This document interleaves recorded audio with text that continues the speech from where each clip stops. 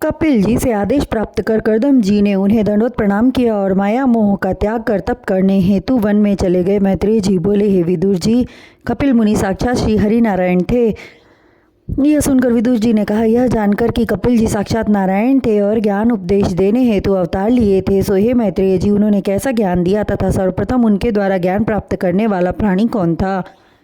आप पूरी कथा विस्तार में सुनाने की कृपा करें। तब मैत्रेय जी ने कहा, कर्दम जी के वन प्रस्थान करने के पश्चात अपनी माता देवहूति के साथ कपिल जी उस पवित्र सरोवर के पास सरस्वती के तट पर रहने लगे, जहाँ बिंदुसार तीर्थ बना है।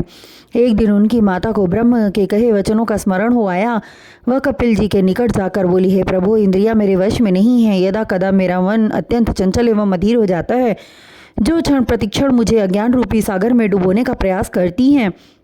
मेरा सौभाग्य कि आपने मेरी कोख से जन्म लेकर मेरे तन को पवित्र किया, किंतु अब मुझ पर कृपा करके अपने ज्ञान रूपी भंडार से उपदेश देकर मेरे मन की चंचलता एवं विषय कामना की भावनाओं को दूर करें। मैं आपकी शरण में हूँ प्रभु। जैसे सूर्य की किरणों के आने से अंधकार रूपी रात्रि का अंत हो जाता है, उसी प्रकार मेरे मन से अज्ञान रूपी अंधकार को दूर कर प्रकाश ज्योति से मेरे अंतःकरण को ज्योतिर्मय करें। देवहूति के वचन सुनकर कपिल देव जी मृदु स्वर में बोले, हे माते, इस गूढ़ भेद को पूछकर तुमने मुझे अत्यंत आनंद प्रदान किया। ऋषि मुनि और ज्ञान तत्व को जानने वाले प्राणी ही ऐसी बातें पूछते हैं। अतः सुनो, मनुष्य के कल्याण हेतु अध्यात्म योग है, जिससे मनुष्य मात्र का कल्याण होता है और मोह माया के बंधन से मुक्ति पाकर सद्गति को प्राप्त होता है। विषयों की कामना करने से बंधन की प्राप्ति होती है तथा प्रभु के ध्यान भजन से मुक्ति का द्वार खुलता है। भगवत भक्ति एक ऐसी साधना है जिससे मन की शुद्धि होने के साथ प्रकृति से परे की अखंड ज्योति के दर्शन होते हैं। काम, मद, लोभ एवं क्रोध को विद्वान लोग आसक्ति का नाम देते हैं और आसक्ति को मोक्ष प्राप्त करने के मार्ग की बाधा। अतः मन से आसक्ति की भावना को त्याग कर प्रभु के चरण कमलों का ध्यान करना चाहिए और ज्ञानियों के साथ बैठकर सत्संग सुनना चाहिए। कपिल जी के वचनों को सुनकर देवहूति विचारने लगी कि ज्ञानी जन परम भागवत भक्त कैसे होते हैं, उनके रूप रंग में कैसी विशेषता होती है जिससे उनकी पहचान कर सकूं और सत्संग पा सकूं।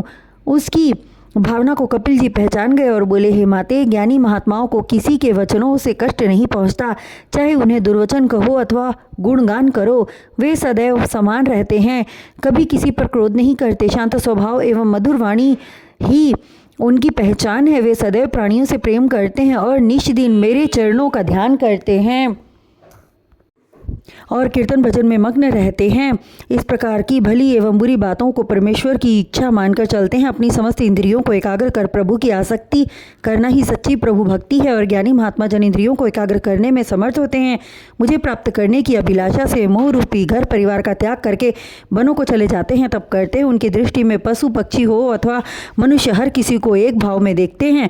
कपिल जी के मुख से ज्ञान से परिपूर्ण बातें सुनकर देवहूति अति विनयशील होकर बोली, हे ज्ञान चक्षु, मुझ स्त्री को ऐसा ज्ञान प्राप्त होना कठिन है, अतः आप अपनी भक्ति मुझे प्रदान करें एवं पूजा करने की विधि बतलाकर प्रकृति का वर्णन करके मेरे मन में ज्ञान ज्योति का प्रवेश करें। तब कपिल देव जी ने कहा, माते, प्रकृति का भेद शरीर कहलाता है। प्रकृति के समस्त तत्व शरीर में विद्यमान है, जो सतोगुण, रजोगुण एवं तमोगुण गुण के नाम से जाने जाते हैं। ये तीनों गुण वृक्ष हैं और माया वृक्ष की शाखा है। प्रकृति रूपी शरीर जो पंच तत्वों से मिलकर बना है,